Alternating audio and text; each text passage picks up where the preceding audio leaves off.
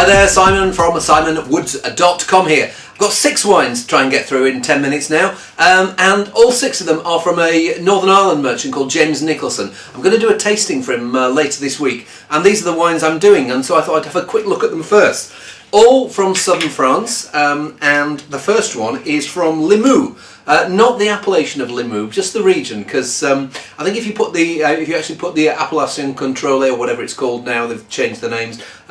If you put Limoux on the label, I think the wine actually has to have been aged in oak barrel for a bit. I think it's the only appellation in France where that's the case. But this is Chardonnay with a bit of Chenin Blanc, I think with about 10-15% Chenin Blanc, from Domaine Rive Blanc.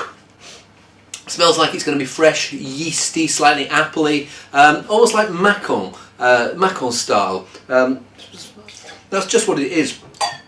Yeah, nice, clean. It's got this slightly weight to it. It's got this slightly creamy, yeasty edge. The sort of fruit flavours you're getting: cooked apple, bit of pear. Simple, honest. Next. Next wine. I've got 2 wines in this lineup from Domaine Gader, one of the prime movers and shakers. They've been doing some terrific wines in the last few years. And this is their Macabeo. Macabeo is not a very well-known grape variety. In Spain it's known as Viura, and it's the main grape in White Rioja, but they need to tart it up with a bit of oak there to get some character in. This has been given some oak aging, and now I've tried this wine before, and I found it had like this almost like floor-like character to it, you know, like you get on Fino sherry, that slightly pungent yeasty edge. Let's see if this is the same. Well, it's funny thing is, it's it's 3.5, coming up for 3 3/4 years old, but it still smells fresh. And I don't know. I think the first time I came across it, which was probably 5 years ago or so, it was with a cork. Now it's with a screw cap. Maybe it's just got that little bit more freshness. I'm not sure whether that makes it better, because I actually quite liked it when it had that yeasty edge.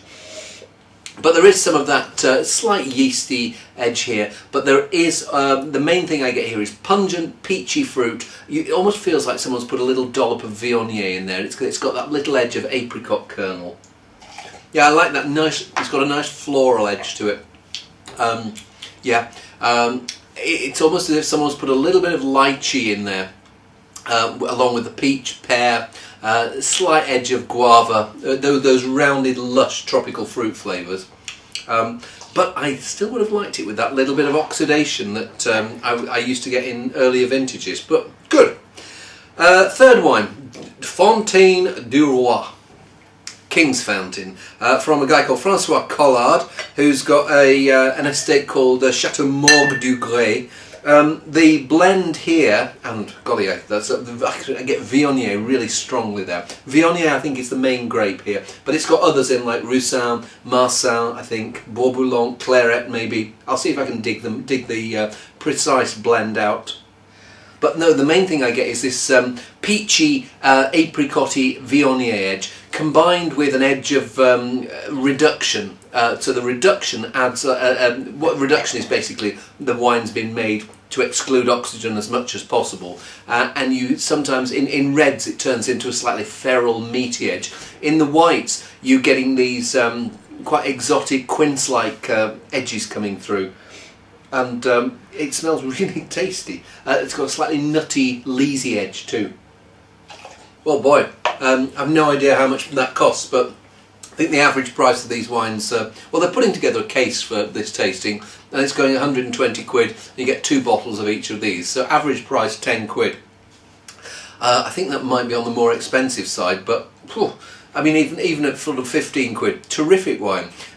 Weighty but fresh. You're left with this lovely floral, zippy, zesty, but also mineral edge. And fruit's not too big. It's got these lovely pungent aromas, but then you think, well, it's just going to be too big on the palate. It goes nice and clean and fresh. Okay, reds. Le Roc des Anges, Domaine Le Roc des Anges.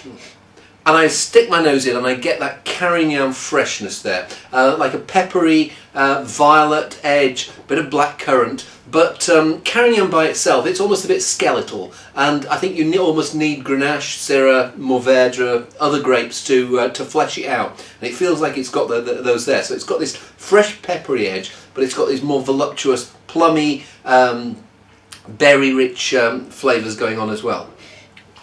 Oh boy, lovely. Pure, clean freshness as a backbone, but then around it you've got this slightly almost salty, almost briny edge going on. These ripe fruit flavours, but they're never too ripe. It goes fresh, it goes clean, and it just goes, whoa. I hate the word linear. People say, oh, this wine's got a beautiful linear structure. Linear for me, you mean it's one-dimensional? No, no, not at all, but it's precise, it's poised, lots going on there, but I think it's partly because of this soil. It's like it's schistty soil. You think that's not soil, that's just bits of decomposed schist, but you get that character coming through in the wine, and it keeps it fresh, it keeps it lively and vibrant. Very, very tasty. Let's go a bit further northeast to Corbière, where they've got much the same mix of grapes, so lots of old Carignan. You tend to get a fuller, rounder, heavier style of wine there, and often the Carignan ripens a bit more, and you get a slightly raisiny flavour. So this is Château-le-Vieux Parc, Corbière, La Sélection. Does it? No, it doesn't say on what the grapes are, but I've got a feeling it's like about 40% Carignan with the others fleshing out, and let's give it a whirl. And one of the two things I noticed, I don't know if there's a bit more Syrah here. I get a slightly orange peel character, but I also get more of the twang of new oak, like a smoky bacon edge almost, yeah, like not smoky bacon crisps, but that smoky bacon meets orange peel with a bit of ginger thrown in. Intriguing. Yeah, it's a fuller, richer style than the Roc des Anges, but still, and I think again it's because of that Carignan, the finish is really fresh, it's lively, it's a fuller bodied, and in terms of which of these is going to keep longer, I mean they're both really tasty now. It doesn't feel like there's anything that needs to be resolved. I'm really not sure, because I like the precision here and I like that meaty weight here. Sweeter, fuller bodied, more, yeah, I mean it's like people. Some people like thin people, some people like people with a bit more flesh on them, and you horses for courses and all that. Both really, really tasty, really tasty.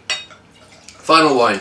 We're back with Domaine Guéda now for one of their top wines, Chemin de Moscou, and this is mostly Syrah. I think there's Syrah with like at least 2/3 Syrah, plus a few other grape varieties thrown in for crack.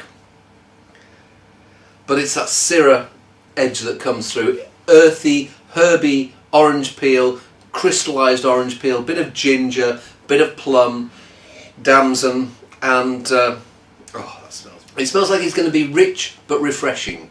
And what alcohol? 14%. Yeah, and that's what I'm expecting. And let's see if I'm disappointed.